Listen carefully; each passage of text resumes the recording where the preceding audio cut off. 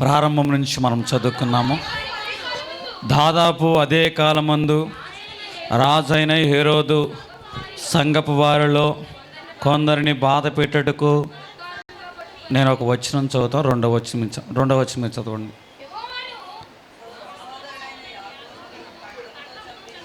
ఇప్పుడు మూడవ వచనం ఇది యూదులకు ఇష్టమైన కార్యమని తెలుసుకుని పేతురును కూడా పట్టుకునను. ఆ దినములు పులియన రొట్టెల పండగ దినములు.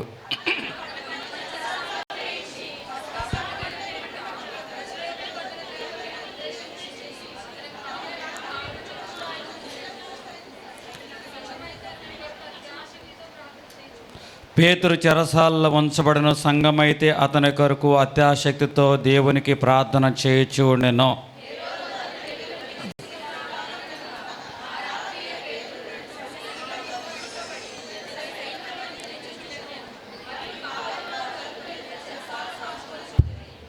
ఇదిగో ప్రభుదూత అతని యొద్ద నిలిచెను. అతడు కుండిన గదిలో వెలుగు ప్రకాశించెను. దూత పేతురు ప్రక్కన తట్టి త్వరగా లెమ్మని చెప్పి అతని లేపగా సంకెళ్ళు అతని చేతుల నుండి ఊడిపడెను.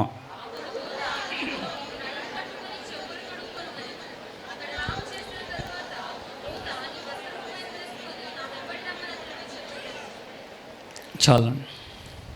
ఇక్కడ పేతురు జీవితంలో 2 సంఘటనలు అనేవి జరిగాయి. ఈ 2 సంఘటనలు కూడా పస్కా పండగప్పుడే జరిగాయి. ఈరోజు 7 ఉపవాస కూడికలు ప్రారంభంలో ఉన్నాము కాబట్టి ఉపవాస ప్రార్థనకు ఈరోజు పునాది వర్తమానము. నా అంశ శీర్షిక ఉపవాస ప్రార్థనకు పునాది వర్తమానము. ఇక నుంచి 7 బుధవారాలని కాదు కానీ ఉపవాస ఉజ్జీవ ప్రార్థన కూడికలకు మేము వెళుతున్నాం అనే అనుభవంలోకి మనము రావాలి. ఏ మాట రావాలి మనలోంచి? ఉపవాస ఉజ్జీవ ప్రార్థనలు. ఉపవాస ఉజ్జీవ ప్రార్థనలు. ఇప్పుడు ఇక్కడ పేతురు పస్కా పండుగలో ఉన్నప్పుడు అతడు బంధించబడిన వాడిగా కనబడుచు ఉన్నాడు. పస్కా పండగను పేతురికి చాలా అవినాభావ సంబంధం అనేది ఉన్నది. ఎందుకంటే యేసుక్రీస్తు ప్రభువారు బ్రతికి ఉన్నప్పుడు కూడా పస్కా పండగ అనేది వచ్చింది. పస్కా పండగ వచ్చినప్పుడు పేతురు ఆ రోజు యేసుక్రీస్తు ప్రభువారి యొక్క దినములలో పేతురు నిద్రించిన వాడుగా ఉన్నాడు. పేతురు ఎక్కడ ఉన్నాడంటండి? నిద్రించిన వాడుగా ఉన్నాడు. ఆ సమయంలో ఎవరు ప్రార్థన చేస్తున్నారు అంటే యేసుక్రీస్తు ప్రభువారు ప్రార్థన చేస్తూ ఉన్నవారుగా ఉన్నారు. రెండవదిగా ఇప్పుడు ఆదిమ సంఘము కనబడుచున్నది. ఆదిమ సంఘములో కూడా పస్కా పండగ అనేది జనులైన వారు ఆచరించుచూ ఉన్నవారుగా ఉన్నారు. ఇప్పుడు కూడా పేతురు నిద్రించుచూ ఉన్నవాడుగా ఉన్నాడు. ఇప్పుడు ఈ సమయంలో ఎవరు ప్రార్థన చేస్తున్నారు? సంఘము అని మనం అనుకుంటున్నాం.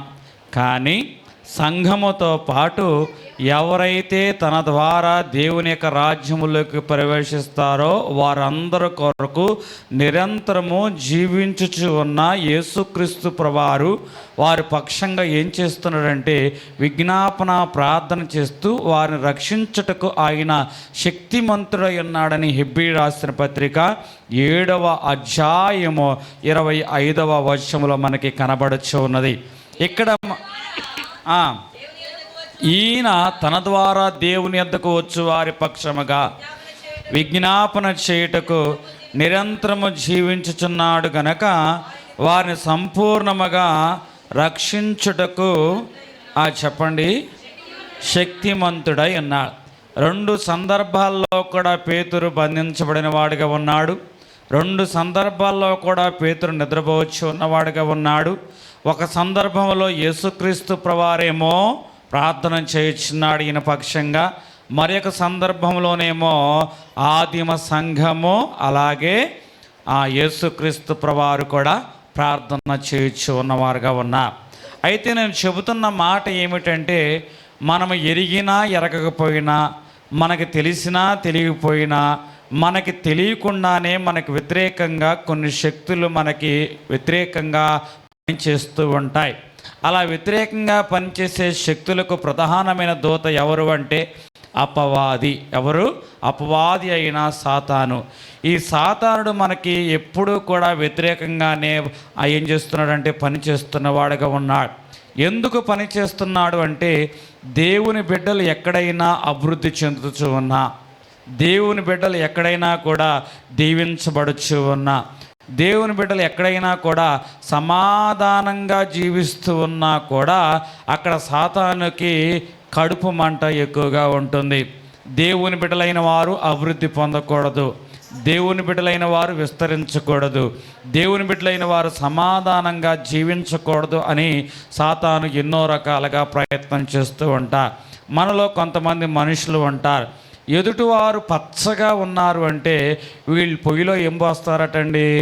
నీళ్లు పోసుకుంటారు. అంటే ఎదుటివారు పచ్చగా ఉన్నారంటే ఇక ఈరోజు వారు అన్నం కూర వండుకోరటండి. అంత కడుపు మంట వారిలో ఉంది. అంతకంటే ఎక్కువ కడుపు మంట ఎవరిలో ఉంటుంది అంటే అపవాది అయిన సాతానులో ఈ కడుపు మంట ఉంటుంది. దేవుని బిడ్డలైన వారు విస్తరించకూడదు, అభివృద్ధి పొందకూడదు, వారు సమాధానంగా జీవించాలి అని. ఇక్కడ నిర్గమాకాండము 1వ అధ్యాయము 7వ వచనంలో చూసుకున్నట్లయితే, ఇశ్రాయేలీలు బహు సంతానం గలవారై అభివృద్ధి పొంది విస్తరించి అత్యధికంగా ప్రబలిరి, వారున్న ప్రదేశము వారితో నిండియుండును. అంటే ఇశ్రాయేలు ఎలాగున్నారట? బహు సంతానం గలవారై ఉన్నారు, మొదటిది. రెండవది అభివృద్ధి పొందిన వారుగా ఉన్నారు. మూడవది వారు బహుగా ప్రబలిన వారుగా, అత్యధికంగా వారు ప్రబలిన వారుగా ఉన్నారు. ప్రబలి ఉండడం వల్ల వారి చేత దేశం ఏమైపోయింది? నిండిపోయినది. అంటే వారి సంతానం అభివృద్ధి చెందింది, వారు విస్తరిస్తూ ఉన్నారు, వారి చేత దేశము నిర్ణయించబడుతుంది. ఇప్పుడు అపవాది అయిన సాతాను ఎవరిలో ప్రవేశించిందంటే ఫరోలోకి అపవాది ప్రవేశించింది. వీరు మన మధ్య ఉన్నారు, ఈ దేశం వారి చేత నిండిపోతుంది. శత్రువులు ఒకవేళ మనకు వ్యతిరేకంగా పోరాడితే వీరు వారితో చేతులు కలిపి మన దేశంలోంచి వారు వెళ్ళిపోతారేమో, మనల్ని ఓడగొడతారేమో. కాబట్టి వారి సంఖ్య అధికము కాకూడదు, వారు విస్తరించకూడదు, వారు ప్రబలకూడదు, వారి దేశమును నిండకూడదు అని అపవాది ఏం చేశాడు అంటే ఆలోచన చేసిన వాడుగా కనబడుచు ఉన్నాడు. అలా ఆలోచన చేసిన అపవాది ఏం చేస్తున్నాడంటే నిర్గమాకాండము 1వ అధ్యాయము 9వ వచనంలో చూసుకున్నట్లయితే,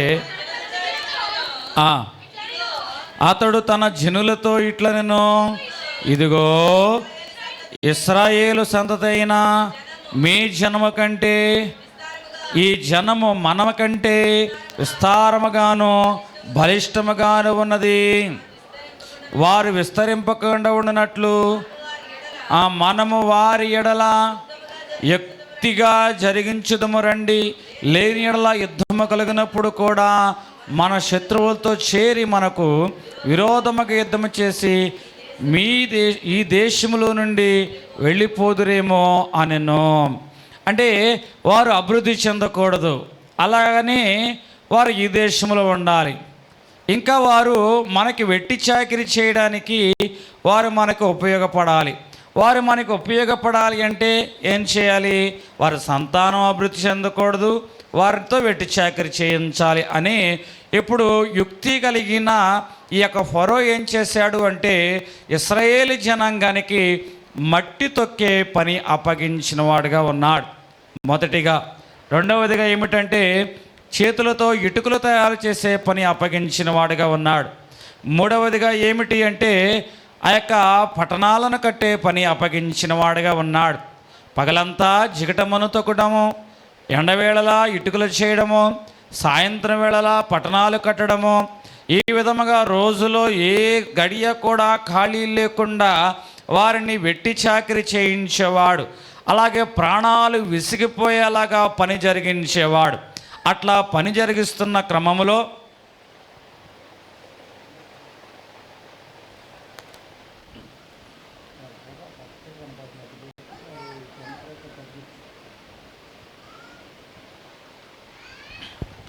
అలా ప్రాణాలు విసిగి ఉన్న క్రమంలో ఏం జరిగింది అంటే, ఇక వీరిని ఇలా విసిగించడం వల్ల, వీరి ప్రాణాలు విసిగిపోవడం వల్ల ఇక వీరి సంతానం అనేది వృద్ధి చెందదు. ఇక వీరి బిడ్డలు కలగకుండా ఉంటారు, పగలంతా పనిచేస్తారు, ఇక సంతానోత్పత్తి జరగదు అని యుక్తిగా ఫరో ఆలోచన చేశాడు. కానీ ఇశ్రాయేలు జనాంగము పని చేసుకుంటూ కుటుంబ జీవితమును, సంసార జీవితమును చక్కగా ముందుకు కొనసాగిస్తూ ఉన్నారు కాబట్టి వారి జనాభా ఇంకా పెరుగుతుంది. అప్పుడు ఫరోకి ఒక ఆలోచన తట్టింది, వీరి జనాభా పెరుగుదలను మనము అరికట్టలేము కాబట్టి మనం ఏం చేద్దామో, మంత్రసాలను పిలిపిద్దాం. వారికి పురులు పోసేవారు వీరే. ఆ మంత్రసాలని పిలిపించి అంటున్నాడు, ఇదిగో ఇశ్రాయేలులు బిడ్డల కన్నప్పుడు ఆ బిడ్డల కన్నా ఇశ్రాయేలీలు మగ బిడ్డలైతే మగ బిడ్డలను మీరు ఏం చేయాలి అంటే చంపివేయండి. మంత్రసానుల యొక్క పని ఏమిటి అంటే, మంత్రసానుల యొక్క పని ఏమిటంటండి, బతికించే పని. మంత్రసానుల యొక్క పని ఏమిటంటే ఆ జనులైన వారు పురుటిలోనే చనిపోకోకుండా బ్రతికించే పని. మేము బ్రతికించే వాళ్ళమే కానీ చంపేవాళ్ళము కాదని మంత్రసానులు ఏం చేశారంటే ఆ పనికి ఒప్పుకోకుండా ఉన్నారు. కాబట్టి ఇంకా వారి జనాంగం ఏమైపోతుందంటే పెరిగిపోవచ్చు ఉన్నది. ఏమైపోతుంది? పెరిగిపోవచ్చు, విస్తరిస్తూ ఉంది. అప్పుడు ఫరో మరి ఒక ఆలోచన చేశాడు. ఏమిటి ఆలోచన అంటే, ఇదిగో వీరిని మంత్రసాల ద్వారా అరికట్టలేకపోయాం, వెట్టి పనుల ద్వారా, ప్రాణం అలసిపోయే పనుల ద్వారా వారిని అరికట్టలేకపోయాం. ఇప్పుడు ఇంకొక ఆలోచన చేశాడు.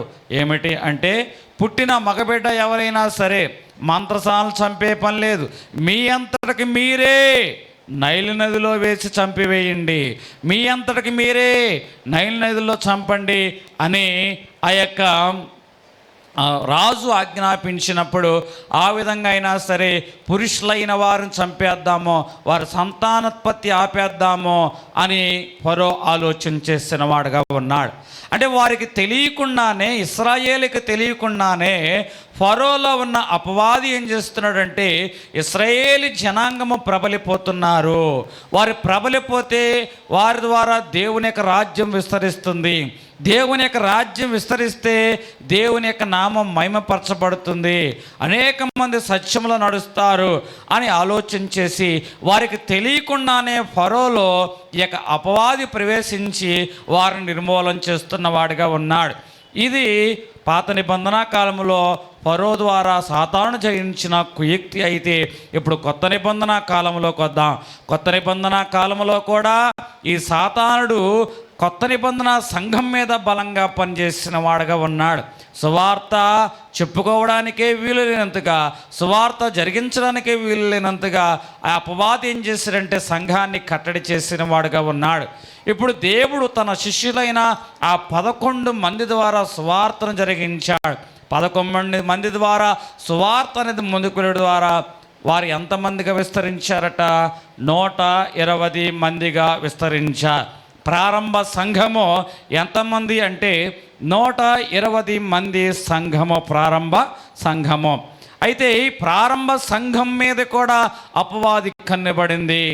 ఈ సంఘము విస్తరించినట్లయితే, ఈ సంఘము ప్రబలినట్లయితే, ఈ సంఘం అభివృద్ధి చెందినట్లయితే వారందరూ దేవుని వాక్యం వింటారు, దేవుని భయం కలిగిన వారుగా ఉంటారు, వారు దేవుని రాజ్యానికి వారసులైపోతారు అన్న ఆలోచన అపవాది చేసి ఆ సంఘాన్ని చెల్లాచెదురు చేయాలని చూచినది.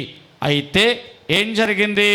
ఇక్కడ మనం చూసుకున్నట్లయితే వారు అపవాది ద్వారా ఆ సంఘాన్ని చెల్లాచెదురు చేయాలని అపవాది ఏం చేస్తున్నాడు? అక్కడ మనుషుల్ని వాడుకుంటూ ఉన్నా కూడా ఏం జరిగింది అంటే ప్రారంభములో దేవుడు వారి పక్షంగా ఉన్నాడు కాబట్టి ఆ 120 మందిలో రటండి దేవుని వాక్యం బలంగా నాటబడింది కాబట్టి వారు దేవుని ఆత్మచేత నింపబడ్డారు. వాక్యం విన్న వారందరూ ద్వారా ఎంతమంది రక్షించబడ్డారంటే అపోస్తల కార్యము 4వ అధ్యాయము 4వ వచనము, వాక్యము వినిన వారిలో అనేకులు నమ్మిరి, వారిలో పురుషుల సంఖ్య ఇంచుమించు 5,000 మంది ఆయను. ఇప్పుడు అపోస్తల కార్యం 2వ అధ్యాయము 41వ వచనము. కాబట్టి అతని వాక్యాన్ని అంగీకరించిన వారు బాప్తీసము పొందిరి. ఆ దినమందు ఇంచుమించు 3,000 మంది చేర్చబడి, అంటే వాక్యాన్ని అంగీకరించిన వారు 40వ వచనంలో ఎంతమంది ఉన్నారంటే, వాక్యాన్ని అంగీకరించిన వారు 120 మంది ఉన్నారు. 120 మంది కాస్త ఎంతమంది అయ్యారు? 3,000 మందిగా అభివృద్ధి చెందారు. 3,000 మంది వాక్యాన్ని విన్నవారుగా ఉన్నారు. కాబట్టి వారి ద్వారా వాక్యం ప్రకటించబడితే ఆ ప్రాంతంలో ఇంచుమించు పురుషులే 5,000 మంది అయ్యారట. దేవునికి మహిమ కలుగునుగాక. ఎక్కడైనా సంఘంలో పురుషులు అధిక సంఖ్యలో ఉంటారా, స్త్రీలు అధిక సంఖ్యలో ఉంటారా? ఎప్పుడైనా 4 సంఘంలో ఉంటే ఒక పురుషుడు వస్తే 3 స్త్రీలు ఉంటారు. ఒక పురుషుల సంఖ్య 5,000 మంది వచ్చినట్లయితే మరి స్త్రీల సంఖ్య ఇంకెంతమంది ఉంటుందో మీ ఊహకి నేను ఇచ్చివేస్తున్నవాడుగా ఉన్నా. ఆ విధముగా ఆదిమ సంఘము అభివృద్ధి చెందింది. ఆ విధముగా ఆదిమ సంఘము ప్రబలింది. ఈరోజు అపవాది దేవుని బిడ్డలైన ఇశ్రాయేలునే వదిలిపెట్టలేదు. ఈరోజు అపవాది ప్రారంభ సంఘాన్నే వదిలిపెట్టలేదు. వాక్యాన్ని బలంగా వింటున్నవారు, వాక్యాన్ని బలంగా పట్టుకున్నవారు, వాక్యం చేత విస్తరించబడుచున్న ఆ సంఘాన్నే అపవాది వదిలిపెట్టలేదు. మరి దేవుణ్ణి ఆరాధిస్తున్న మనల్ని వదిలిపెడుతుందా? ఈ సంఘం గురించి ఆలోచన చేయకుండా ఉంటుందా? మన కుటుంబం గురించి ఆలోచన చేయకుండా ఉంటుందా? నీ వ్యక్తిగత జీవితం గురించి ఆలోచన చేయకుండా ఉంటుందా? ప్రతి ఒక్కరి మీద అపవాది అనేది దాడి చేయడానికి సిద్ధంగా ఉంది. దేవుడు అపవాదికి 4 రూపాలు ఇచ్చిన వాడుగా ఉన్నాడు. అపవాదికి 4 ముఖాలు ఇచ్చిన వాడుగా ఉన్నాడు. ఏమిటి అపవాదికి దేవుడు ఇచ్చిన ముఖములు అంటే, ఒక చోట దేవుడు అంటున్నాడు, మన విరోధి అయిన అపవాది 1 పేతురు రాసిన పత్రిక 5వ అధ్యాయము 8వ వచనం చూసుకున్నట్లయితే అపవాది ఎలాగుందంటే, నిబ్బరమైన బుద్ధి గలవారై మెలకువగా ఉండుడి, మీ విరోధి అయిన అపవాది గర్జించు సింహములాగా ఉన్నాడు. వీడు ఎవరిని మింగుదమా అని వెతుకుచున్నాడు. ఇప్పుడు దేవుడు అపవాదికి ఇచ్చిన మొదటి రూపము సింహపు రూపము. విరోధి అయిన అపవాది ఎలాగ ఉన్నాడంటే గర్జించు సింహములాగా ఉన్నాడు, సింహపు రూపములో ఉన్నవాడుగా ఉన్నాడు. ఇప్పుడు వీడిని దేవుడు అపవాది గర్జించు సింహాన్ని ఏం చేశాడంటే శిలువ శక్తి ద్వారా అతన్ని ఓడించిన వాడుగా ఉన్నాడు. విరోధి అయిన అపవాది ఎలాంటి వాడు అంటే, వాడు ఎంత గర్జించినా, శిలువ ద్వారా వాడు ఎంత ఓడిపోయినా, అయ్యో నేను ఓడిపోయా కదా, అయ్యో నాకు అవమానము, అయ్యో నాకు ఓటమి అని ఒక మూలను గురించి వాడు బాధపడిపోయేవాడు కాదట. మనమైతే వాడిని ఓడించామని ఏం చేస్తామంటే నిశ్చింతగా ఉంటాం. కానీ ఓడిపోయిన అపవాది మాత్రం అలాగ కూర్చోడట. అయ్యో నేను ఓడిపోయినని మాత్రం కూర్చోడట. అప్పుడప్పుడు మన గృహాల్లో కొన్ని కుక్కలు ఉంటాయి. ఆ కుక్కను ఎంత దోలినా కూడా ఆ కుక్క ఏ కుక్క అంటే సిగ్గుమాలిన కుక్క. ఆ కుక్క ఏ కుక్క అంటే అది సిగ్గుమాలిన కుక్క. దాన్ని ఎన్నిసార్లు దోలినా కూడా మరలా ఆ కొండను తినటానికి, ఆ కొండలోని ఆహారం తినడానికే వస్తూ ఉంటుంది. అపవాది కూడా ఎలాంటి వాడు అంటే సిగ్గుమాలిన కుక్క వంటి వాడు. నేను ఓడిపోయాను కదా అని వాడు పక్కన కూర్చోడట, మూలన కూర్చోడట. మనల్ని ఎప్పుడు మింగుదామా, ఎప్పుడు గర్జించుదామా, ఎప్పుడు పడదోయుదామా అని వాడు ఎదురు చూస్తాడు. అపవాదికి దేవుడు ఇచ్చిన మొదటి రూపం ఏ రూపం చెప్పండి? గట్టిగా చెప్పాలి, ప్రక్కవారికి చెప్పండి. వాడు ఏం చేస్తాడు? గర్జించు సింహంలాగా ఎవరిని మింగుదామంటున్నాడు. కొరింథీ రాసిన 2వ పత్రిక 11వ అధ్యాయము 3వ వచనములో మనం చూసుకున్నట్లయితే, అవ్వను సర్పము తన కుయుక్తి చేత అవ్వను మోసపరిచినట్లు మీ మనస్సులు చెరపబడి క్రీస్తు ఎడల ఉన్న పవిత్రత నుండి ఎట్లయినను తొలగిపోవునని భయపడుచున్నాను. అంటే ఇప్పుడు రెండు సర్పానికి ఆ దేవుడు అపవాదికి ఇచ్చిన రెండవ ముఖము ఏమిటండి? ఇది సర్పముఖము. ఈ సర్పం ఎలాగ వచ్చిందంటే కుయుక్తి చేత సర్పరూపములో ఆనాడు అపవాది ఆది కాండములో ప్రారంభ దినములో ఏదేను వనములో ఉన్న ఆదాముని అవ్వను మోసపుచ్చడానికి సర్పరూపములో అపవాది వచ్చినది. కుయుక్తి చేత అపవాది సర్పమును మోసము చేసినది. అంతటితో ఆగిందా? ఆగలేదు. ఇప్పుడు దేవుడు సాతాను యొక్క శిరమును తన కాళ్ళ కింద చితక తొక్కినా కూడా ఆగలేదట. ప్రకటన రాసిన గ్రంథము 12వ అధ్యాయము 10వ వచనములు మనం చూసుకున్నట్లయితే, మరియు గొప్ప శబ్దము, గొప్ప స్వరము పరలోకమునందు ఇలాగు చెప్పుట వింటిని, రాత్రింబగళ్ళు మన దేవుని ఎదుట మన సహోదరుల మీద నేరము మోపువాడైన అపవాది. వీడు ఎలాగున్నాడటండి? వీడు నల్లకోటు వేసుకోలేని ఒక ప్లేడర్లాగా మన మీద అపవాది ఎలాగున్నాడంటే నల్లకోటు వేసుకున్న నేరము మోపు అపవాది. యువర్ ఆనర్, వీడు అక్కడ ఈ పని చేశాడు, ఇక్కడ ఈ పని చేశాడని దేవుని దగ్గర వాడు ఏం చేస్తున్నాడటండి? ఆ నల్లకోటు వేసుకుని మన మీద ఏం చేస్తున్నాడు? నేరము మోపుచ్చు ఉన్నవాడుగా ఉన్నాడు. యోహాను సువార్త 8వ అధ్యాయము 44వ వచనంలో చూసుకున్నట్లయితే, మీరు మీ తండ్రియగు అపవాది సంబంధులు దురాశలు నెరవేర్చుకోరుచున్నారు. ఆది నుండి వాడు నరహంతకుడై ఉండి, ఆది నుండి వాడు. ఇప్పుడు అపవాది యొక్క 4వ రూపము ఏమిటి అంటే నరహంతకుడు. మొదటిగా వాడి రూపము, ప్రక్కవారితో చెప్పండి, వాడి రూపం ఎలాంటి రూపము? ఈ సింహం రూపం వేసుకుని ఏం చేస్తున్నాడు? ఎవరిని మృంగుదామా అని. ఇప్పుడు వాడి పప్పులు ఉడకలేదు కాబట్టి ఇప్పుడు ఏ రూపంలో వచ్చాడు? సర్పరూపంలోకి వచ్చాడు. కుయుక్తి చేత మోసము చేద్దామనుకున్నాడు, అయినా వాడి పప్పులు ఉడకలేదు. ఇప్పుడు ఏ రూపంలో వచ్చాడు? నేరముల మోపువాడుగా వచ్చాడు. అయినా వాడి యొక్క ఆలోచన నెరవేరలేదు. ఇప్పుడు ఏ రూపంలో వచ్చాడో తెలుసా? చెప్పండి. నరహంతకుడుగా. ఈరోజు ఈ వాక్యం వినుచున్న మీరైనా నేనైనా సరే, మనకు తెలిసినా తెలియకపోయినా మన వెనకమాల అపవాది ఎప్పుడు కూడా మనల్ని పడద్రోయాలని వాడు ఆలోచన కలిగి, కుయుక్తి కలిగి, నేరం మోపువాడై ఉండి నరహంతకుడిగా మనల్ని మృంగివేద్దామని ఎదురు చూస్తున్నవాడుగా ఉన్నాడు. ఈరోజు మనం ఎవరి చేతిలో ఉన్నామో అన్నది మనం ఎరిగిన వారముగా ఉండాలి. చాలా సందర్భాల్లో కొంతమంది భక్తులైన వారు ఉంటారు. మనందరికీ తెలిసిన ఒక మంత్రం ఉంది, దేవుని బిడ్డలైన వారికి తెలిసిన మంత్రం. ఏమిటా మంత్రం? అందరూ చెప్పండి.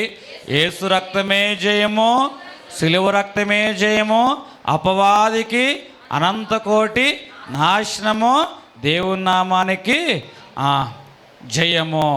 దేవుని నామానికి ఏం కలగాలంటండి? జయము కలగాలి. ఇది మన మంత్రం. ఏ ఇబ్బంది వచ్చినా యేసు రక్తమే జయము, సిలువ రక్తమే జయమంటున్నాం. కానీ వివేచన కలిగి ఆ మాట అంటున్నామా లేదా ఒకసారి మనము ఆలోచన చేసుకోవాలి. ఎందుకంటే ఒక రైతు తన దగ్గర ఒక చిలకను పెంచుకుంటున్నాడు. ఆ చిలకి ఒక పాట నేర్పాడు. ఏమిటా పాట? ఇదిగో నేను లేనప్పుడు వేటగాడు వస్తాడు, వాడు వచ్చినప్పుడు ఎలాగ ఉండాలి నీకు తెలుసుకోవాలని పాట రూపంలో జాగ్రత్తను నేర్పాడు. ఏమంటున్నాడంటే రైతు, వేటగాడు వస్తాడు, గింజలు విసురుతాడు, వల వేస్తాడు, పట్టుకుపోతాడు. ఈ పాట చిలక నేర్పినప్పుడు ఆ చిలక పాట బాగా కంఠస్థం చేసిందట. రైతుకి చాలా సంతోషం అనిపించింది. నేను ఉన్నా లేకపోయినా ఇక చిలకకి ఏ భయం లేదని వెళ్ళిపోయింది. అలా వెళ్ళిపోయిన తర్వాత వేటగాడు రానే వచ్చాడు. ఈ చిలక ఎప్పటి మాదిరిగానే మనిషిని చూచి పాట పాడుతుంది. వేటగాడు వస్తాడు అనగానే వేటగాడు ఈ చిలక వైపు చూశాడు. ఈ చిలక భలేగా ఉంది, మాటలు మాట్లాడుతుంది, దీని గనక పట్టుకుంటే నా బ్రతుకు మారిపోద్ది అని ఎట్లాగైనా చిలకను పట్టుకోవాలని చూస్తున్నాడు. వెంటనే చిలక అంటుంది, గింజలు వేస్తాడు అంటే వాడు గింజలు వేయగానే అదే మాట, అబ్బో చిలక చాలా జ్ఞానం ఉంది, ఈరోజు నా పంట పండింది, దీన్ని ఎట్లాగైనా పట్టుకోవాలి. వల వేస్తాడు. ఈ గింజలు వేసినప్పుడు ఆ పాట పాడుతుంది కానీ గింజలు తినకూడదన్న జ్ఞానం దీనిలో లేదు. గింజ వేయగానే ఏం చేస్తుంది, ఇది గింజలు తినడానికి వస్తుంది. పాట అయితే పాడుతుంది కానీ గింజలు ఏ నోటి ద్వారా అయితే ఏ పాట పాడుతుందో పాడే పాటకు తగ్గ ప్రవర్తన ఈ చిలకలో లేదు. గింజలు తినడానికి వచ్చింది, వల వేశాడు. ఇప్పుడు ఏమంటుంది, వల వేస్తాడు. వల వేసిన తర్వాత ఏమంటుంది, వల వేస్తాడు అంటుంది. వల వేయంగానే వలలో చిక్కబడింది. ఇప్పుడు పట్టుకోగానే వేటగాడు పట్టుకుపోతాడు. ఇప్పుడు ఈ చిలక ఎవరి చేతిలో ఉన్నది చెప్పండి? వేటగాడి చేతిలో ఉంది. ఈ వేటగాడి చేతిలో ఉన్న ఈ చిలక మరలాదే పాట పాడాడు అనుకోండి, వేటగాడి కోపం వచ్చిద్దా రాదా? ఖచ్చితంగా కోపం వచ్చిద్ది. కోపం వస్తే మీలాంటి వాళ్ళైతే చిలకను పెంచుకుంటారేమో కానీ నాలాంటి వాడైతే చిలక పీక పిసకవచ్చేమో, చిలక పీక పిసకవచ్చేమో. అయితే ఇప్పుడు నేను చెప్తున్న మాట, మనము కూడా దేవుని వాక్యాన్ని వింటున్నాం. మన దగ్గర ఒక మంత్రం ఉంది. ఏమిటా మంత్రం? యేసు రక్తమే జయము, సిలువ రక్తమే జయము, అపవాదికి అనంతకోటి నాశము, దేవుని నామానికి సంపూర్ణ జయము అని మనము ఒక మంత్రం అయితే చెప్తూ ఉన్నాము. కానీ మంత్రం చెప్పేవారంగా ఉన్నామే కానీ ఆ ప్రార్థన ప్రకారం జీవించే వారంగా లేవు. కాబట్టి మనం ఎవరి చేతిలో చిక్కబడుతున్నాం? సాతాను చేతిలో. సాతాను చేతిలో చిక్కబడినా కూడా ఏమనంటే అపవాదికి అనంత కోటి నాశనం అని నువ్వు అన్నావు అనుకోండి, వాడు ఏం చేస్తాడు? అసలే నేను మింగుదామని వచ్చాడు. ఆ మాట అంటే రేపు చచ్చిపోయేదాన్ని చంపేవాడిని ఈరోజే నీ పీక పీసకి చంపుతాడు. ఈరోజు మనం అందరము కూడా ఉపవాస దినములోకి వచ్చిన వారిగా ఉన్నాం. మన మీదకి దాడి చేయబోయే 4 ముఖాల గురించి మనం ధ్యానం చేసుకుంటున్న వారుగా ఉన్నాం. ఇక్కడ మొదటి ముఖము ఏ ముఖం అంటున్నాడండి? సింహపు ముఖము. ఈ సింహపు ముఖము ఏం చేస్తుంది? అపోస్తుల కార్యము 4వ అధ్యాయము 17వ వచనంలో చూసుకున్నట్లయితే ఇది గర్జిస్తుంది. ధర్మశాస్త్ర ఉపదేశకులను, శాస్త్రులను, పరిసయ్యులను పట్టుకుంది. వారి ద్వారా అక్కడున్న వాక్య ఉపదేశం చేసేవారిని బెదిరిస్తుంది. మీరు వాక్యము చెప్పకూడదు, ప్రకటించకూడదు, జనులైన వారిని మీరు ఆ సువార్త అందించకూడదు అని ధర్మశాస్త్ర ఉపదేశకుల ద్వారా, పరిసయ్యుల ద్వారా, శాస్త్రుల ద్వారా ఈ యొక్క అపవాది ఏం చేస్తుందంటే బెదిరిస్తూ ఉంది. ఎందుకంటే వాడికి తెలుసు, వాక్యము కనుక చెప్పబడితే ప్రజలైన వారు మనసులు మారతాయి. ప్రజలైన వారి యొక్క మనసులు మారితే వారు దేవుని వెంబడిస్తారు. ఆ విధంగా దేవుని యొక్క రాజ్యం అనేది విస్తరిస్తుంది అన్న వారి యొక్క ఆలోచన.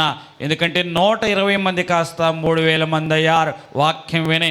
3000 మంది కాస్త 5000 మంది పురుషులే వాక్యం విని దేవుని కొరకు మారిపోయిన వారుగా ఉన్నారు. కాబట్టి సంఘాల్లో వాక్యము అనేది వినపడకూడదు. మనకి ఈ అపవాది ఏం చేస్తాడు అంటే వాక్యము అనేది సంఘములో వినబడనీయకుండా చేయాలని చూస్తూ ఉంటాడు.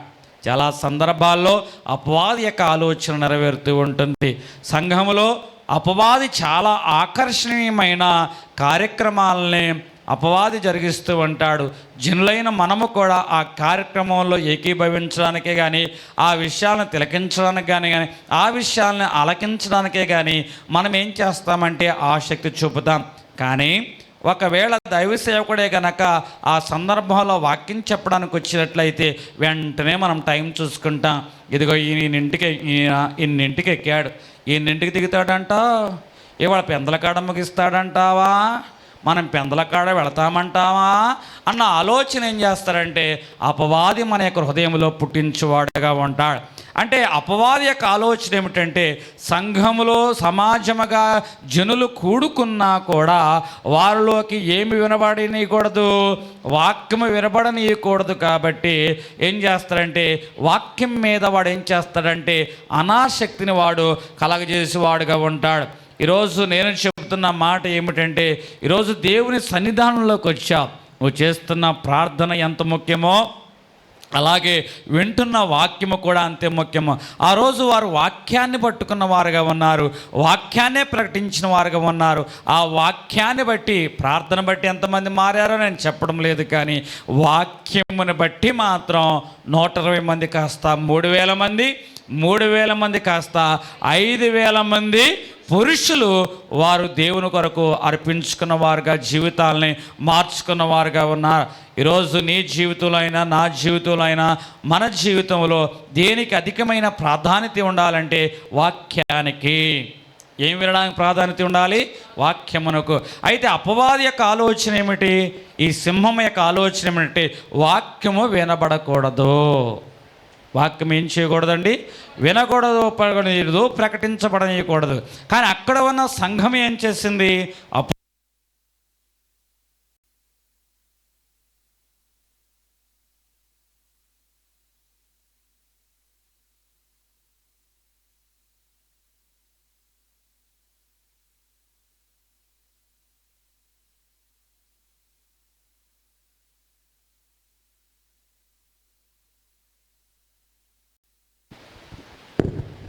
చదవండి. 4:31 అమ్మ, 4:31, 4:22 చదువుదాం. స్వస్థపరచుటాను ఆ సూచక్రియ ఎవని విషయంలో చేయబడినో. తర్వాత 31 చదువుకుందాం. వారు ప్రార్థన చేయగానే వారు కూడి ఉన్న చోట భూమి కంపించును. అప్పుడు వారందరూ పరిశుద్ధాత్మతో నిండిన వారై దేవుని వాక్యం ఏం చేశారటండి? ధైర్యముగా బోధించిరి. అయితే వాక్యము వినబడనీయకూడదని అపవాది చాలా ప్రయత్నాలు చేసింది. అలా అపవాది ప్రయత్నాలు చేసినప్పుడు ఏం జరిగింది? సంఘమంతా కూడా ఏం చేసిందంటే వారు ఆసక్తితో ఏం చేశారటండి? ఏక మనసుతో వారు ప్రార్థన చేసిన వారుగా ఉన్నారని ఇక్కడ రెఫరెన్స్లో తప్పుబడింది.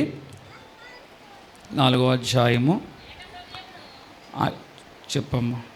ఏక మనసుతో అంటే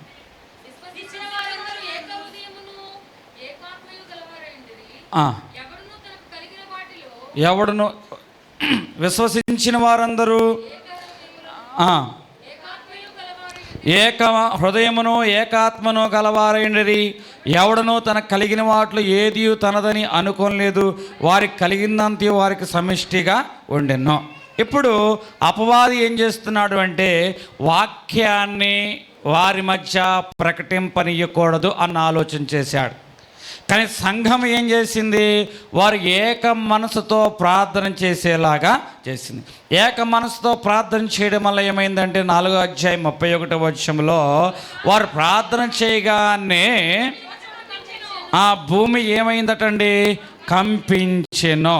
తర్వాత అప్పుడు పరిశుద్ధాత్మతో నిండిన వారై వారు వాక్యమును ధైర్యముగా బోధించిరి. దేవునికి మహిమ కలుగునుగాక. గట్టిగా చెప్దా. అపవాది ఆలోచన ఏమిటి? వాక్యము ప్రకటించనీయకూడదు అని. కానీ సంఘం ఏం చేసింది? ఏక మనసుతో ఏక హృదయముతో ప్రార్థన చేశారు. అలా ప్రార్థన చేయడం వల్ల ఏం జరిగింది? వారు ధైర్యముగా వాక్యమును పరిశుద్ధాత్మతో నిండిన వారై వారు బోధించిన వారుగా ఉన్నారు. ఇప్పుడు సింహము ఏం చేసిందంటే ఆ సంఘం మీద యుద్ధం చేసింది. సంఘం ఏం చేసిందంటే ఏక మనసుతో ప్రార్థన చేస్తే సింహము ఓడిపోయింది. రెండవది, ఇప్పుడు సింహము ఓడిపోయింది. ఇప్పుడు అపవాది ఏ రూపంలో వస్తాడంటున్నాను? సర్పరూపములో. వాడు కుయుక్తి కలిగిన వాడు. కుయుక్తి కలిగిన యొక్క సర్పరూపంలో వచ్చిన అపవాది సంఘంలో ఎలాగొస్తున్నాడంటే అననీయ సప్పీరా ద్వారా వస్తున్నాడు. అననీయ సప్పీరా వీరు సంఘంలోని వారు. అపవాది అయిన సింహము బయట నుంచి వచ్చేది. ఇప్పటి వరకేమో బయట ఉన్న వారి ద్వారా అపవాది వాడుకున్నాడు. ధర్మశాస్త్ర ఉపదేశకులు, శాస్త్రులు, పరిసయ్యుల ద్వారా వాక్యం వినిపించనీయకుండా చేశాడు. కానీ సంఘము ఏక మనసుతో ప్రార్థన చేసింది. సింహము తన పని చేసినప్పుడు సంఘం ఏం చేయాలి? ఏక మనసుతో ప్రార్థన చెయ్యాలి. మొదటి మాట. 2, కుయుక్తి కలిగిన సర్పము. ఇప్పుడు ఇది అపవాది దాడి ఎక్కడి నుంచి అంటే లోపల నుంచి. ముందు దాడేమో బయట నుంచి వెలుపల వ్యక్తి ద్వారా సంఘం మీదకి దాడి చేసింది. ఇప్పుడు లోపల వ్యక్తుల ద్వారానే సంఘం దాడి చేస్తుంది. ఆదిమ సంఘములో గొప్ప ఉజ్జీవం వచ్చింది. సంఘము విస్తరిస్తూ ఉన్నప్పుడు ఆ సంఘములో యేసేపు అనే వ్యక్తి ఉన్నాడు. ఆ వ్యక్తి ఏం చేశారంటే సంఘము మరింతగా విస్తరించాలని చెప్పి ఈ యేసేపు తనకున్న ఆస్తినంతా అమ్మి అపోస్తల పాదాల యొద్దకు తీసుకొచ్చిన వాడిగా ఉన్నాడు. వెంటనే ఆ పేతురు గారు ఆ కానుకను, ఆ సొమ్మును తీసుకుని ఆ యేసేపును ప్రజలందరి ఎదుట ఘనపరిచిన వాడుగా ఉన్నాడు. ప్రజలందరి ఎదుట అతని సన్మానించి చప్పట్లు కొట్టించిన వాడుగా ఉన్నాడు. ఇప్పుడు ప్రజలందరి ఎదుట అతని పేరు కూడా మార్చాడు. అతని పేరేమిటో తెలుసా? యేసేపును కాస్త ఎలాగ మార్చాడు అంటే బర్నాబాగా మార్చాడు. ఎలాగ మార్చాడు? బర్నాబాగా మార్చాడు. ఇప్పుడు బర్నాబా సంఘములో అందరి చేత గౌరవ మర్యాదలు మన్ననలు పొందుచు ఉన్నాడు. ఇప్పుడు వారిలో ఒక ఆలోచన వచ్చింది, మనం కూడా బర్నాబాలాగా చేద్దామని అనేక మంది సంఘములో ఆ పని చేయడం ప్రారంభించారు. ఎవరో ఏదో చెబితే వారు ఆ పనికి చేయడానికి పూనుకోలేదు, కానీ వారంతటికి వారే ఆ పని చేస్తున్న వారుగా ఉన్నారు. ఇప్పుడు వారిలో అననీయ సప్పీరా కూడా వారంతటికి వారే పొలం అమ్మారు, వారంతటికి వారే సొమ్ము తెచ్చుకున్నారు. ఇప్పుడు వారంతటికి వారే ఆలోచన చేస్తున్నారు, ఇదిగో మన ఇద్దరం ఉన్న ఈ సొమ్మంతటిని దైవ సేవకుడి పాదాల దగ్గర పెడదాం, మనము కూడా ఆ బర్నాబాలాగా అందరి చేత చప్పట్లు కొట్టించుకుందాం, ఆ బర్నాబాలాగా అందరి ఎడల మనం గౌరవం పొందుదాం, ఆ బర్నాబాలాగా మనము కూడా ఏం చేద్దామంటే పేరు మార్చుకుందామో, మనకు కూడా కొత్త పేరు పెడతాడు దైవ సేవకుడు అని ఆలోచన చేశారు. ఇంతవరకు ఆలోచన అయితే బాగానే ఉంది, కానీ ఇప్పుడు కుయుక్తి కలిగిన సర్పం వీరిలో ప్రవేశించింది కాబట్టి ఇంత సొమ్ము దైవ సేవకుడికి ఇచ్చి ఏం చేసుకుంటాం, మన జీవనం ఎట్లా గడవాలి కాబట్టి కొంత దైవ సేవకుడికి ఇద్దాం, కొంత మనం దాచుకుందాం అనుకున్నారు. ఇది అపవాది యొక్క కుయుక్తి, మొదటి కుయుక్తి. ఇప్పుడు రెండవ కుయుక్తి ఏంటో తెలుసా? సగం సొమ్మును వేరుపరిచారు. ఈ సగం సొమ్మును కూడా మరలా 2 సగాలు చేశారు. ఈ సగం సొమ్మును కూడా ఏం చేశారు?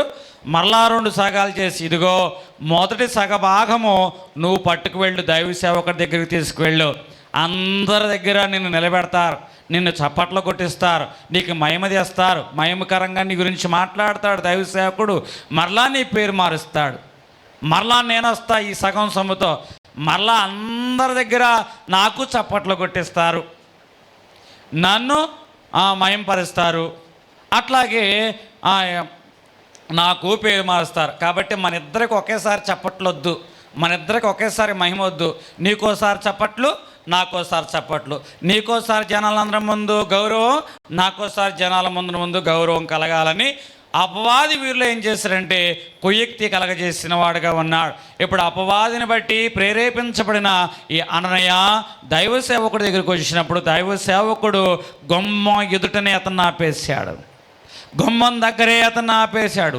దేవుని ఆత్మను మీరేం చేశారంటున్నాడు, మోసపిచ్చుటకు అపవాదికి మీరు ఎందుకు మీ హృదయమును అప్పగించారు? మిమ్మల్ని ఎవరు అమ్మన్నారు? మిమ్మల్ని ఎవరిని తెమ్మన్నారు?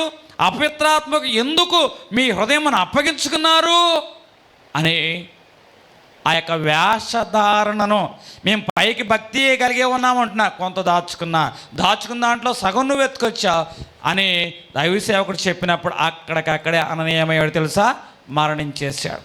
పాపం ఇంటికి వెళ్ళాలి, ఓకే, ఆ కడుపులో ఉబలాటం ఎక్కువైపోయింది. ఇప్పుడు మా ఆయన వెళ్ళిపోయి ఉంటాడు, మా ఆయనకు ఒక రౌండ్ చప్పట్లు కొట్టిచ్చేసి ఉంటాడు దైవజనుడు, మా ఆయనకు ఒక రౌండ్ అందరి ముందు గౌరవం ఇచ్చేసి ఉంటాడు మా ఆయన్ని, మరలా మా ఆయనకి కొత్త పేరు పెట్టేసి ఉంటాడు. ఇప్పుడు నా వంతు నేను కూడా వెళ్ళిపోవాలి, నేను చప్పట్లు కొట్టించుకోవాలి, నా పేరు మార్పించుకోవాలి అని ఈ సప్పీరా కూడా పరుగున ఎక్కడికి వచ్చేసిందటండి, దైవ సేవకుడి దగ్గరికి వచ్చేసిందట. అపోస్తల కార్యము 5వ అధ్యాయము 9వ వచనము. అందుకు పేతురు ప్రభు యొక్క ఆత్మను శోధించుటకు మీరు ఎందుకు ఏకీభవించిరి? ఇదిగో నీ పెనిమిటి పాతి పెట్టిన వాడై ఉన్నవి, వారు నిన్ను మోసుకొని పోవుదురని వారితో చెప్పెను. ఇక్కడ 3వ వచనంలో ఎవరంటండి మోసుకొని వెళ్ళింది? 5వ అధ్యాయం 3వ వచనంలో, అప్పుడు పేతురు అననీయ కొంత దాచుకొని పరిశుద్ధాత్మను మోసపుచ్చుటకు సాతాను ఎందుకు మీ హృదయములను ప్రేరేపించును అని చదవండి. అది నీ యొద్దనే ఉన్నది కదా, అమ్మి పిమ్మట అది నీ వశమై ఉండలేదా? ఇప్పుడు చూడండి, 2 విషయాలు. భర్త చనిపోయాడు, భార్య చనిపోయింది. కానీ ఈ భర్తను భార్యను ఇరువురిని ఎవరు పాతి పెట్టారంటే అక్కడ ఉన్న యవ్వనస్తులు పాతి పెట్టారు. పడుచువారు లేచి, రెఫరెన్సదు 6వ వచనము, పడుచువారు లేచారు. పడుచువారు ఎందుకు లేచారు? వేషధారణ అనేది సంఘంలోనికి రాయనీయకుండా యవ్వనస్తులు లేచి వేషధారణ ఏం చేశారటండి? పాతి పెట్టిన వారుగా ఉన్నారు. ఈరోజు దేవుడు యవ్వనస్తుల గురించి కూడా మాట్లాడుచున్నాడు. పడుచువారు లెగాలి, యవ్వనస్తులు లెగాలి. అపవాది తన ముఖాన్ని మార్చుకుంది. సింహం ముఖం నుంచి ఏ ముఖంలోకి వచ్చింది? సర్పం ముఖంలోకి వచ్చింది. కుయుక్తి చేస్తుంది.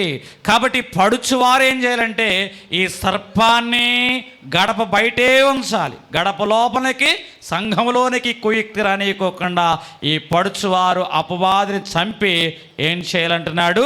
పాతి పెట్టాలంటున్నాడు. 5వ అధ్యాయం 11వ వచనం త్వరగా చదవండి.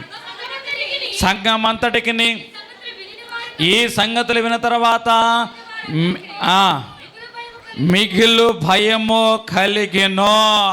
కుయుక్తి చేసిన అపవాది అయిన సర్పము ఆ యొక్క అననీయ సర్పీరాను ఏం చేసిందంటే కుయుక్తి చేత దైవ సేవకుడి దగ్గరికి పంపించింది. కానీ ఆత్మ వివేచన కలిగిన దైవ సేవకుడు ఏం చేశాడంటే సర్పాన్ని జయించిన వాడుగా ఉన్నాడు. కాబట్టి సంఘములో ఏం కలిగింది? మిగులు భయము కలిగినది. దేవుని నామానికి మహిమ కలుగునుగాక. సంఘానికి ఏం కలిగింది అంటే ఇప్పుడు అపవాది రెండవసారి కూడా వీడికి ఏమొచ్చింది? ఓటమి. సింహం రూపంలో వస్తే సంఘమంతా ఏక మనసుతో ప్రార్థన చేస్తే ఆ యొక్క సంకెళ్ళు ఊడిపోయాయి, భూమి కంపించింది, అపవాది ఓడిపోయాడు. రెండవది రూపం మార్చుకొని ఎట్లా వచ్చాడు? సర్పంలో. ఇప్పుడు ఏం జరిగింది? ఆ యొక్క వివేచన కలిగిన దైవ సేవకుడి ద్వారా వేషధారణ సంఘంలోకి రాకుండా పాతిపెట్టబడింది. కాబట్టి అందరిలో ఏమొచ్చిందట? మిగులు భయము కలిగినది. 3వ అనుభవము. ఇప్పుడు అపవాది తన రూపాన్ని మార్చుకుంది. ఏ రూపంతో వచ్చింది? నేరముల మోపువాడిగా వచ్చింది. మరి సంఘంలో నేరాలను మోపాలుగా అంటే ఎవరిని వాడుకోవాలి? మగవాళ్ళని వాడుకోవాలా, ఆడవాళ్ళని వాడుకోవాలా? చెప్పాలి. అపవాదికి ఆలోచన వచ్చింది, ఈ మగ మహారాజులని నేరాలు మోపేవారుగా పెడితే సగం చెప్పి సగం చెప్పుకోకుండా ఉంటా. అదే ఆడవారిని కనుక నేరాలు మోపేవారుగా పెడితే ఏ నుంచి చెడ్డ వరకు, ఆ నుంచి బండి రా వరకు అన్నీ చెబుతారు. కాబట్టి నేరాలు మోపేవారుగా అపవాది ఎవరిని ఎన్నుకున్నవాడుగా ఉన్నాడో తెలుసా? చెప్పండి. ఆడవారిని అపవాది ఏర్పాటు చేసుకున్నవాడుగా ఉన్నాడు. ఒక ప్రాంతంలో ఆడవాళ్ళందరూ ఒక వాట్సాప్ గ్రూప్ పెట్టుకున్నారంట. ఆ గ్రూప్ పేరేమిటో తెలుసా? వాట్సాప్ గ్రూప్ పేరు చాడీలు చెప్పుకుందాం రా చెల్లి. ఏంటట? చాడీలు చెప్పుకుందాం రా చెల్లి. ఈ ఆడవాళ్ళందరూ వాట్సాప్ గ్రూప్ పెట్టుకున్నారట. ఇప్పుడు ఏం జరిగింది? అందుట్లో మెయిన్ హెడ్ ఆ వాట్సాప్ గ్రూపులో ఉన్న ఒక చెల్లికి ఫోన్ చేసిందంట. ఏమే చెల్లి, 3 రోజులు బట్టి నువ్వేమీ చాడీలు చెప్పడం లేదేంటి?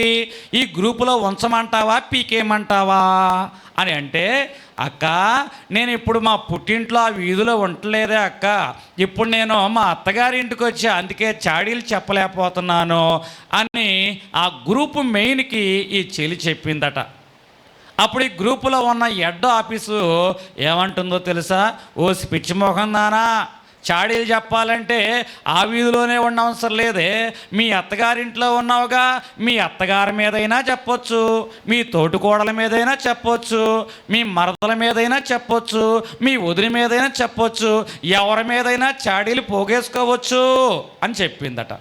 ఓహో, ఈ విషయం నాకు తెలియక ఇన్ని రోజులు మౌనంగా ఉన్నానే అక్క, ఇక రేపు పొద్దున చూడు నీ చెవులు వాయిచ్చేస్తా అందంటండి. ఇప్పుడు నేను చెప్తున్న మాట ఏమిటంటే, నేను ఎప్పుడూ చెప్పే మాట, 100 క్రాపులు ఉన్న కాడ ఏ తగువ ఉండదండి. 2 పిలకలు ఉన్న చాట ఓకే ముడేసుకుంటారు. అదే గనక ఈ 2 పిలకలు కనుక అత్త పిలక కోడల పిలక అయిందనుకోండి, ఈ 2 పిలకలు అత్త పిలక కోడల పిలక అయిందనుకోండి, ఇక దైవ సేవకుడికి గుండెపోటు రావడమే. దేవుని నామానికి మహిమ కలుగును గాక. ఇప్పుడు నేను చెబుతున్న మాట, సంఘములో అపవాది రూపాన్ని మార్చుకున్నాడు. రూపాన్ని మార్చుకొని ఏం చేస్తున్నాడు వీడు? నేరములు అనేది మోపుచ్చు ఉన్నవాడుగా ఉన్నాడు. అపోస్తల కార్యము 6వ అధ్యాయము ప్రారంభ వచనంలో చూసుకున్నట్లయితే, ఆ దినమున శిష్యుల సంఖ్య విస్తరించినప్పుడు అనుదిన పరిచర్యలో తమలో విధవరాండ్రులను చిన్నచూపు చూచురని హెబ్రీల మీదను గ్రీకు భాష మాట్లాడు యూదులను సణగసాగిరి. విధవరాండ్రులు వీళ్ళు స్త్రీలే. ఎవరెవరటండి? హెబ్రీలు, గ్రీకు భాష మాట్లాడేవారు. ఒకరి మీద ఒకరు సణుగుకుంటున్న వారుగా ఉన్నారట. భోజనాల దగ్గర గొడవ వచ్చిందంట వీళ్ళకి. కొంతమంది పాటల దగ్గర గొడవ వస్తుంది కదా, వీళ్ళ దగ్గర ఎక్కడ గొడవ వచ్చిందట? భోజనాల దగ్గర గొడవ వచ్చిందట.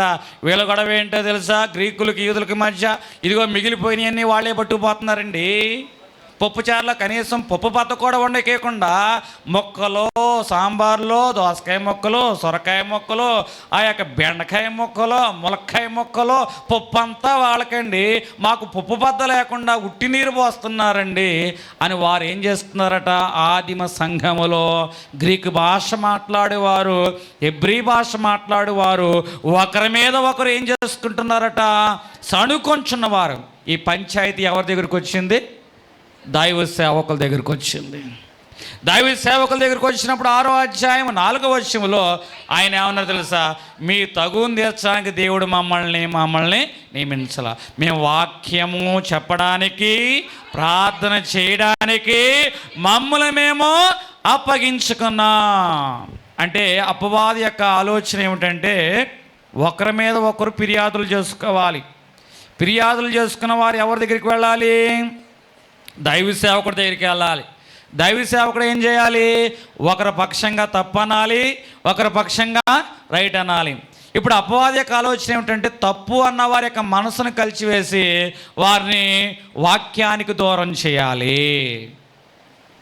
ఆ విధంగా సంఘం విస్తరించకుండా, ఆ విధంగా సంఘాన్ని నష్టపరచాలని వారి మధ్య ఏం చేసిందంటే ఫిర్యాదుదారుడిగా ప్రవేశించింది. అయితే దైవ సేవకుడు మమ్మల్ని మేము మీకు తీర్పరిగా మేము నియమించుకోవడంలా, వాక్యము చెప్పడానికి, ప్రార్థన చేయడానికి మమ్మల్ని మేము నియమించుకున్నామన్నప్పుడు అపవాది ఓడిపోయింది, దేవుని యొక్క నామము మహిమపరచబడింది. హల్లెలూయా. ఇప్పుడు అపవాది మరలా రూపం మార్చుకున్నాడు. ఇప్పుడు ఏ రూపంలోకి వచ్చాడు? నరహంతుడిగా వచ్చేసాడు. నరహంతుడిగా వచ్చేసిన అపవాది అపోస్తల కార్యం 8వ అధ్యాయంలో అప్పటికే స్టెఫను చంపేశాడు. స్టెఫను చంపినప్పుడు అతని పక్షంగా ఉన్న కొంతమంది భక్తులైన వారు ఇంకా సువార్తను ప్రకటిస్తూ, బలముగా సువార్తను ప్రకటిస్తూ ఉన్నా, అయినా సరే అపవాది కడుపు మంట చల్లారలా. స్టెఫను తర్వాత ఎవరిని చంపేశారు తెలుసా? యాకోబును చంపేశాడు. అయినా అపవాది కడుపు మంట చల్లారలా. ఇప్పుడు ఎవరిని చంపడానికి సిద్ధమైపోయాడు? పేతును చంపడానికి కూడా సిద్ధమైపోయాడు. 12వ అధ్యాయము 5వ వచనంలో ఇప్పుడు సంఘం ఏం చేసిందంటే, పేతురు చెరసాల్లో ఉంచబడినప్పుడు సంఘము అత్యాశక్తితో ప్రార్థన చేసినది. ఇప్పుడు సంఘం ఎప్పుడైతే అత్యాశక్తితో ప్రార్థన చేసిందో, ఆ ఆసక్తి కలిగిన ప్రార్థన టండి నరహంతకుడు పేతును చంపాలన్న ఆలోచన నుంచి దేవుడు ఏం చేశాడంటే తప్పించిన వాడిగా ఉన్నాడు. మరలా అపవాదికి ఏం కలిగింది? అపజయము. అత్యాశక్తితో ప్రార్థన అనగా ఏమిటి? అత్యాశక్తితో ప్రార్థన అంటే ఏమిటంటే మనసు నిలిపి చేసే ప్రార్థన అంటారండి. ఏమిటండి? మనసు నిలిపి చేసే ప్రార్థన. మనసు నిలిపి చేసే ప్రార్థన అంటే ఏమిటి? కొంతమంది దైవ సేవకులు ప్రార్థన చేస్తామంటారు, సంఘం అంతటిని ప్రార్థన చేయమంట, వెంటనే అంటూ ఉంటారు, ఇదిగో మైకు పెట్టు, సౌండ్ పెట్టు అని ఒక దైవ సేవకుడు అంటాడు. ఇంకో దైవ సేవకుడు సౌండ్ తగ్గించు అని ఇంకొక దైవ సేవకుడు అంటాడు. ఇంకో దైవ సేవకుడు ఎకో ఎకో ఎకో ఎకో ఎకో ఎకో అంటాడు. ఆడికన్నా ముందు ఈడారుతాడు ఎకోలాగా. హల్లెలూయా. అంటే వీళ్ళ స్వరము అందరికి వినబడాలి. మనసు నిలిపే ప్రార్థన కాదు, ప్రార్థన చేయమన్నాడు కానీ వీని మనసు ఏంటంటే నా స్వరము అందరికీ వినబడాలన్న మనసితంలో ఉన్నది.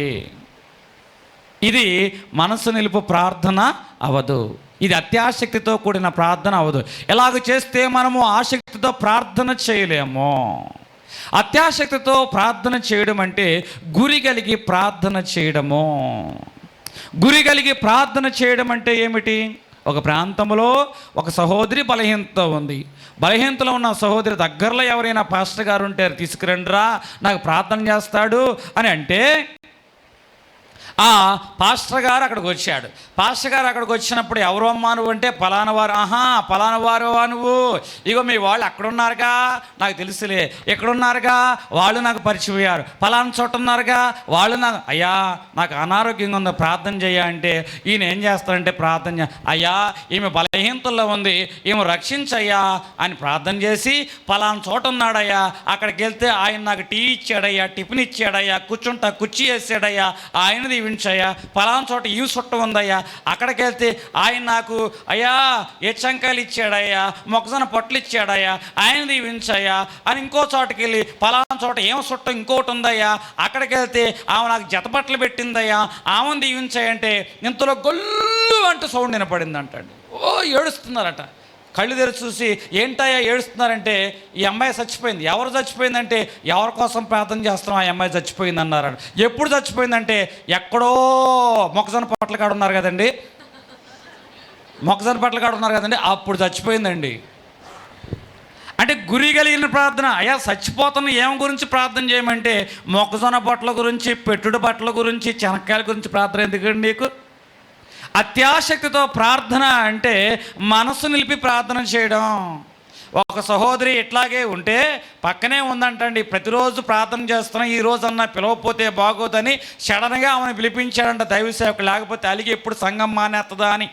అప్పటికే అలిగి కూర్చుంది, ఇంట్లో పప్పు వండుతుంది. సరే బాగోదని చెప్పి పాస్టర్ గారు ప్రసంగం చేసే ముందు ప్రార్థన చేయడానికి ఏమైనా పిలిపించి అమ్మా నువ్వు ప్రార్థన చేయను, ప్రార్థన చేస్తేనే పాస్టర్ గారు ప్రసంగం చేస్తాడు, లేకపోతే ఇవాళ ప్రసంగం లేదంటే ఆమె సంతోషపడి వచ్చింది. మహాపరిశుద్ధమైన మా తండ్రి, ఈ దీనురాలను ప్రేమించిన ఆయన ఈ స్థలంలో ప్రభా ప్రార్థన చేసే అవకాశం నాకు ఇచ్చా ప్రభా అని చూస్తే పప్పు మాడిపోతుంది అక్కడ. వసే పప్పు మాడిపోతుంది అని మహాపరిశుద్ధుడు అయిన మా తండ్రి ఈ దీనురాలను ప్రేమించావనయ్యా, పప్పు మాడిపోతుంది ఎల్లవే.